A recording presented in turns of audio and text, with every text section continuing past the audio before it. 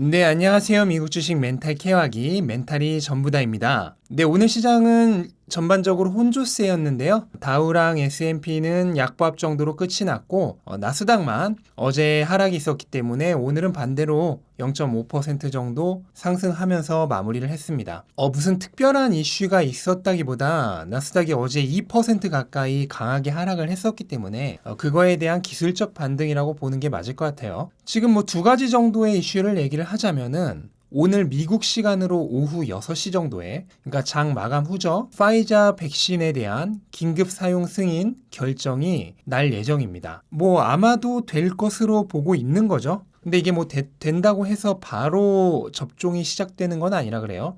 약간의 타임텀은 있는 것 같고, 이게 뭐 오늘 시장에는 큰 영향을 주지 않았지만 내일 시장에는 분명히 좋은 영향을 주지 않을까라고 생각은 됩니다. 그리고 부양책은 반대로 좀 안 좋았어요. 지금 공화당 측에서는 주당 실업수당이 아니라 일회성 600달러의 실업수당을 주는 그런 9,100억 달러의 부양책을 제안을 했는데 이걸 이제 민주당 측에서 거절을 했죠. 일회성으로 지불하는 거는 별로 도움이 되지 못한다고 하면서 이제 거절을 했는데 그로 인해서 다시 또 이 부양책이 언제 타결이 될지 알 수 없는 상황에 도달했죠. 뭐 제 개인적인 생각으로는 결국 연내에는 힘들지 않을까라고 생각을 합니다. 그래서 뭐 근데 시장은 여기에 크게 반응을 안 한 거는 어차피 부양책이 지금 연내에 될 거라고 생각하는 사람들이 별로 없다는 거예요. 그렇기 때문에 시장이 이미 다 예측하고 있는 악재는 악재가 아니죠. 그래서 이거는 별 영향을 주지 못했다고 봅니다. 그리고 프랑스에서 구글과 아마존 상대로 개인화 광고 이슈로 1억 6,300만 달러의 벌금을 물렸는데요. 개인화 광고라는 건 그거죠. 개인이 뭐 검색을 하거나 찾아갔던 사이트의 정보를 이용해서 그거에 맞는 맞춤 광고를 내보내는 걸 얘기를 하는데 이거 지속적으로 지금 문제가 되고 있죠. 그리고 이거는 이제 뭐 프랑스에서뿐만 아니라 미국에서도 향후 지속적으로 이슈가 되지 않을까라고 생각을 하고 있습니다. 네, 그리고 어제 상장했던 도어대시랑 그 다음에 오늘 상장한 에어비앤비 이 두 개 회사가 상장하자마자 둘 다 거의 2배 가까이 상승을 했어요. 그래서 도어대시는 어제 상장한 이후로 한 85% 정도 상승을 했고 에어비앤비는 오늘 100% 이상 상승을 했습니다.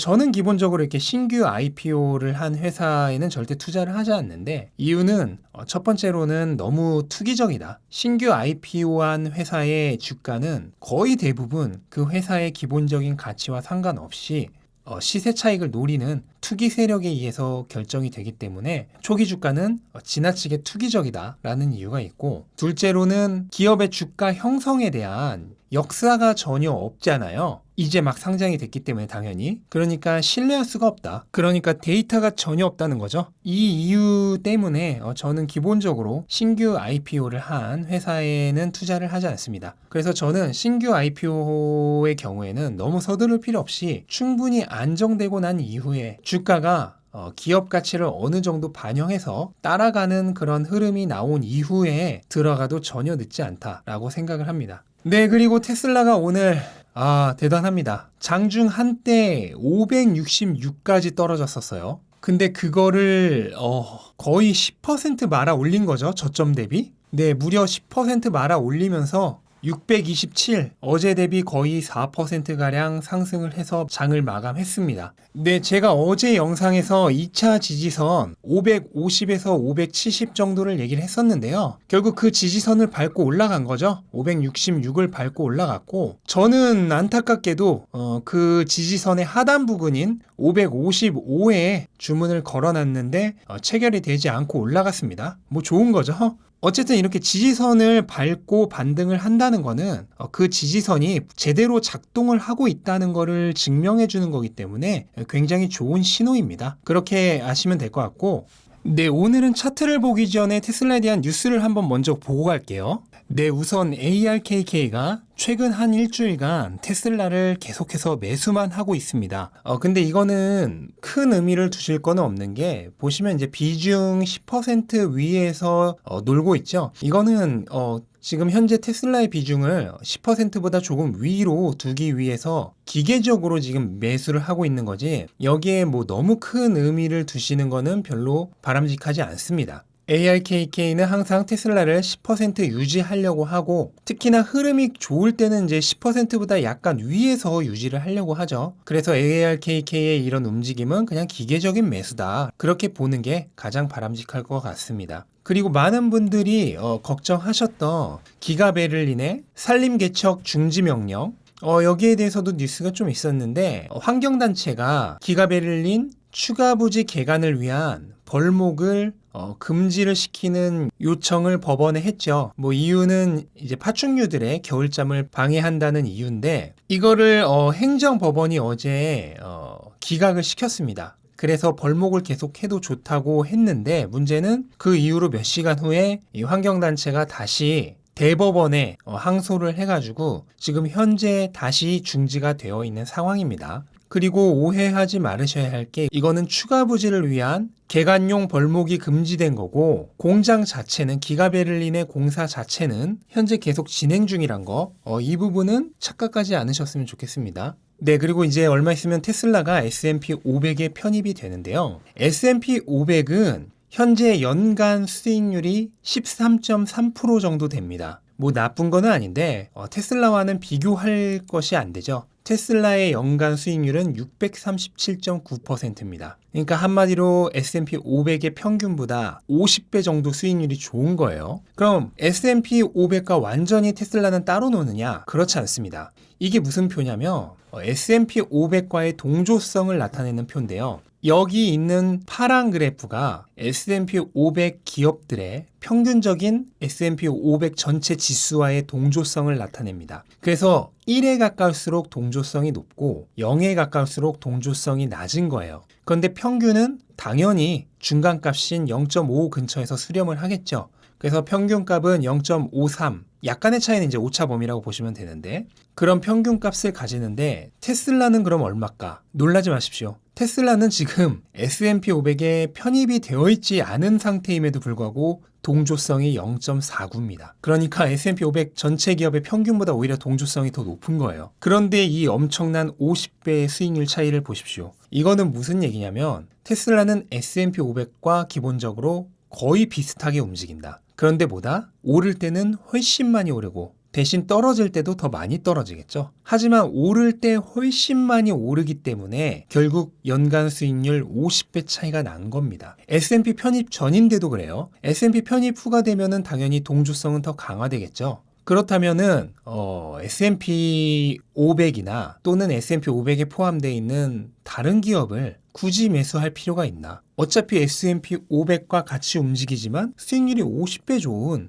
테슬라를 그냥 사면 되는 겁니다. 굳이 S&P 500이나 S&P 500에 포함된 다른 기업들을 살 필요가 없는 거예요. 그걸 이 표 하나가 전부 보여주는 겁니다. 복잡하게 생각할 필요가 없죠. 아주 쉬운 문제입니다. 네, 그러면 이제 차트를 보시겠습니다. 지금 이런 모양을 관통형이라 그래요. 관통형은 전날 장대 음봉이 나온 후 다음날 바로 장대 양봉이 나오면서 전날의 장대 음봉의 중간 지점보다 위까지 말아 올리는 모양을 관통형이라고 합니다. 지금 보면 거의 중간 지점이긴 한데 오늘 시가가 굉장히 낮았다는 거를 생각을 하면 저는 이 정도면 거의 관통형이라고 보고요. 이 관통형의 뜻은 간단합니다. 저가 매수세가 대단히 강력하다는 증거예요. 다른 말은 필요 없어요. 그냥 그 말 한마디로 끝납니다. 보통 이 관통형이 나오면 그 다음에 주가 흐름은 강세가 되는 경우가 대부분입니다. 왜냐하면 매도세는 힘이 다 떨어졌고 저가 매수세가 엄청나게 강력하다는 것이기 때문에 그렇습니다. 그리고 오늘의 이런 관통형이 나온 이유 중에 하나는 저는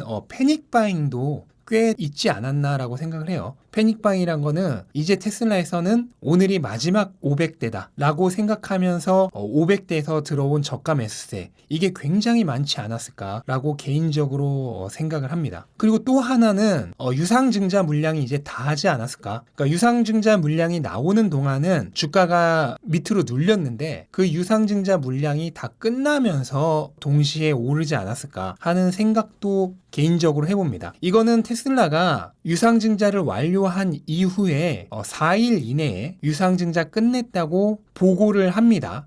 이거는 무조건 해야 되는 거예요. 그 보고가 나오기 전까지는 안 끝났다고 보면 돼요. 하지만 이제 며칠 후에 알 수 있는 거죠. 그런데 아마도 유상증자 물량이 다 나오지 않았을까라고 생각을 하는 거고, 또 이렇게 강한 매도세가 나오는 날 이렇게 말아 올린 또 강력한 이유가 하나 있죠. 이게 왜 가능할까? 바로 뒤에 형님이 대기하고 있기 때문이죠. 어떤 형님입니까? 네, S&P 500에 인덱스 펀드들이 대기하고 있잖아요. 얘네들은 다음 주에 무조건 사야 된다니까요. 유상증자 물량이 테슬라 전체 유동 주식수의 1%인데 이렇게 강한 하락을 겪었는데 전체 주식수의 15%를 무조건 사야 하는 형님들이 뒤에 대기하고 있다니까요. 그러니까 주가가 안 오를래요? 안 오를 수가 없는 상황이죠. 그리고 또 이제 가끔 인덱스 펀드들이 다른 펀드를 통해서 미리 사놨다가 S&P 편입 시점에 넘기지 않겠냐 이런 추측을 하는 분들이 계시는데 그거는 기본적으로는 불가능합니다. 다른 펀드의 자금을 이용해서 사놨다가 넘기게 되면 그 미리 사놨던 펀드들의 투자자들에게 엄청난 손해를 끼치는 거죠. 그래서 만약에 그 행위를 할 경우 금융사범으로, 미국에서 금융사범은 엄청난 벌을 받죠. 그렇기 때문에 금융사범으로 구속이 되기 때문에 기본적으로 그럴 가능성은 불법을 저지르지 않는 한 없다고 보시면 됩니다. 그래서 향후 기본적인 시나리오는 이제 오늘 매수세가 확인이 되었기 때문에 S&P 편입일인 다음 주 금요일까지는 강세를 보일 거다. 또는 하루 전인 목요일 정도까지. 그래서 700을 찍던 아니면 조금 못 미치던 아니면 조금 넘던 그거는 모르겠지만 그 근처까지는 일단 갔다가 그 이후로 편입을 마치고 아무래도 수급이 사라지니까 약간의 조정을 겪는 기본적인 시나리오로 가지 않을까 하고 추측을 해봅니다. 이게 가장 기본적인 시나리오죠. 그리고 이제 그때 가서 S&P 편입을 앞두고 우리가 이제 어떻게 대처를 해야 하는지 영상을 올리기는 하겠지만 제 오랜 구독자분들이시라면 이미 답을 알고 계시겠죠. 지금도 편입하고 나서 조정이 온다는데 일단 팔았다 다시 사야 할까요? 라는 질문을 하시는 분들이 많아요. 자, 편입 후에 조정이 온다? 이것도 다 예측일 뿐입니다. 물론 확률은 높습니다. 확률은 높지만 결국 예측일 뿐이고 문제는 몇 퍼센트의 조정이 올지 그리고 며칠 정도 조정을 겪다가 다시 날아갈지 이걸 맞출 수 있는 사람이 아무도 없어요. 그래서 어떻게 해야 된다? 네, 답은 아시죠? 그래서 어제부터 나쁜 뉴스 쏟아내면서 주가를 폭락을 시켰지만 결국 그거를 누가 가장 많이 다 막았을까? 한번 생각을 해보시는 게 좋고, 하지만 그럼에도 불구하고 개인적으로 굉장히 긍정적이라고 생각하는 거는 S&P 편입 이후에 팔려고 했던 사람 중 상당수가 이번에 팔고 나갔을 거라는 겁니다. 물론 새로 들어온 사람 중에서도 그런 마음으로 들어온 사람 많겠죠. 일주일만 버티다가 먹고 나가자. 하지만 다른 게 있습니다. 이번에 팔고 나간 사람들과 새로 들어온 사람들은 진입 가격이 완전히 다릅니다. 진입 가격이 훨씬 높아졌죠. 이번에 팔고 나간 사람들의 평균 단가는 대부분 400 후반대나 500 초반대일 겁니다. 하지만 어제 오늘 새로 들어온 사람들의 평균 단가는 500 후반대에서 600 초반대겠죠. 그러니까 S&P 편입 이후에 먹튀를 한다고 하더라도 400, 500 사이에 샀던 사람들이 먹튀를 하는 거랑 500, 600 사이에 샀던 사람들이 먹튀를 하는 거는 그 조정받는 가격이 완전히 다를 겁니다. 조정의 강도가 완전 다를 거다. 그래서 제가 어제 원래는 조정을 제가 500 정도까지도 가능성이 있다고 생각을 했는데 이번 선 조정으로 인해서 많은 사람들이 팔고 나갔고 새로 들어온 사람들은 진입 가격이 높기 때문에 S&P 편입 이후에 그렇게까지 강한 조정은 올 확률이 굉장히 낮아지지 않았나라고 개인적으로 생각을 해봅니다. 그러니까 장기 투자자 여러분들의 입장에서는 너무나도 좋은 환경이 된 거죠. 그래서 일단 기본적인 흐름은 다음 주 금요일까지 강세를 이어갈 것이다라는 건데 그 이후에 이제 조정도 예상이 되고 하니까 S&P 편입일 가까워져서는 제가 당연히 향후의 흐름과 우리의 대처 방안에 대해서 분석해보는 영상을 올릴 예정이에요. 그러니까 그때까지는 그냥 마음 편하게 계셔도 될 것 같고 단 모든 거는 결국 예측일 뿐 어떻게 될지는 아무도 모르는 거기 때문에 우리는 항상 어느 쪽으로든 시장은 흘러갈 수 있다라고 생각을 하고 있어야지 마음이 편합니다. 무조건 오를 거야, 무조건 내릴 거야 이렇게 생각을 하고 있다가 뒤통수를 맞으면은 오히려 힘이 든 거죠. 그러니까 항상 어느 쪽으로든 갈 수 있다라고 생각을 하고 시장에 접근을 하는 게 맞는 것 같습니다. 네, 오늘은 여기까지 살펴봤고요. 일단은 좋게 말아 올렸기 때문에 오늘 또 기분 좋게 하루를 시작할 수 있을 것 같습니다. 영상 시청하신 모든 분들 오늘 좋은 하루 되시길 바라고 영상 도움이 되셨다면 구독과 좋아요 부탁드리고 이만 마치겠습니다. 감사합니다.